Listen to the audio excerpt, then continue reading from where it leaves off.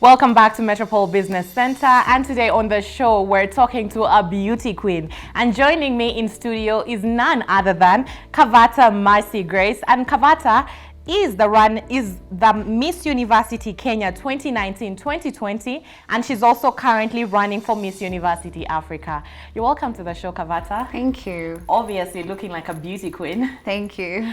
So I'm excited to hear about this story. Usually when I sit down with people who are doing what you do, I like to know, like, is this something you've always wanted to do? Like, have you always been that person who, when you were growing up, you've always watched those pageants, you've always wanted to go on this journey? How did you get to where you are right now? Well, it's something that I've really had passion since I was young. Growing up, my family used to call me Karembo. It was my nickname. So that meant beauty, of course. So growing up, I used to wear my mom's shoes, dress up in my sister's outfit, my big sister, you know. So it's something that I really wanted to become. Yes. Karembo, totally fitting. And I feel like usually when you call people such names, it's almost predestined. Yeah, it is. Let me tell you a funny story just to go off like a bit. I was watching like Vanessa Williams' documentary. You know, she was Miss Universe at some point. Yeah. And I found out that when she was actually born, when she in the labor ward, as she was being pushed out by her mom, her dad literally said, "Here comes Miss Universe." Later on. Guess what? She was Miss Universe. So Karembo, somehow your parents did it, just to go off a bit. But now to get back to the topic of the day, I mean, here you are, you're running for Miss University Kenya. You just most recently were you're running for Miss University Africa, your 2019-2020 Miss University Kenya. For people who might think this is all about just being beautiful, or, you know, just being glamorous, what does the journey look like? What's the expectation of someone of your caliber? The journey, first of all, is not going to be easy. It's always a rough journey because sometimes you go to a pageant, you don't win, you don't give up, you keep on pushing. Because I remember I started the pageant journey back in campus. I vied for Miss Multimedia University. That was in 2017-2018. I didn't win, I didn't appear top 5, but I kept on going, you know. So came 2018-2019. I went back again and boom, I won. So after winning that, I was really cyberbullied. But thank God I really had a thick skin. Plus, I also had a supportive team behind me. So it's always not an easy journey because, you know, people expect you to look a certain way, to dress a certain way. Yes, that is how people are expecting you to be, and that is not who you are. Being a beauty queen comes from within. You have to be who you are so that other people can get from your story. And with that being said, by the way, sorry about the cyberbullying. I know how people can be so harsh, and the way I see it is that people just project. Yeah. You get, when you're doing well and people see you doing well, someone will always somehow feel some type of way. You're doing amazing, first of all. But just to stay with you talking about how it's not been an easy journey, and it's actually been a journey. From you started from uni, then you got to a kind of bigger platform, you're chasing an even bigger platform. So with that being said, what's the goal? Do you plan to make this a career? And is it even something that, you know, a little girl out there who almost has a similar story that's listening to you can say, oh my God, this is something, because you've obviously shown, you've picked it up going level by level. Is this something you plan to turn into a career? Is it even possible? What's the plan? This is already a career first to start with.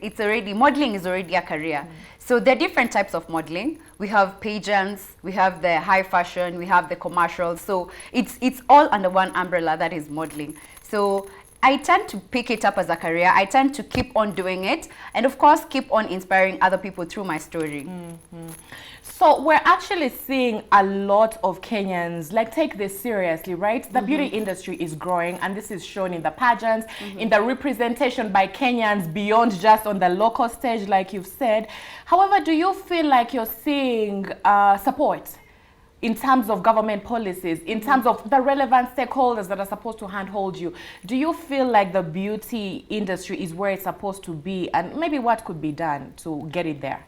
I still feel like we're still lagging behind as a country because you see in other countries how they take it so serious. That is why we have never held a beauty pageant like Miss World Africa, Miss Universe. It's always outside, you get. So I think it's just high time that the government took it as a serious career as well and probably invest in it. Yeah.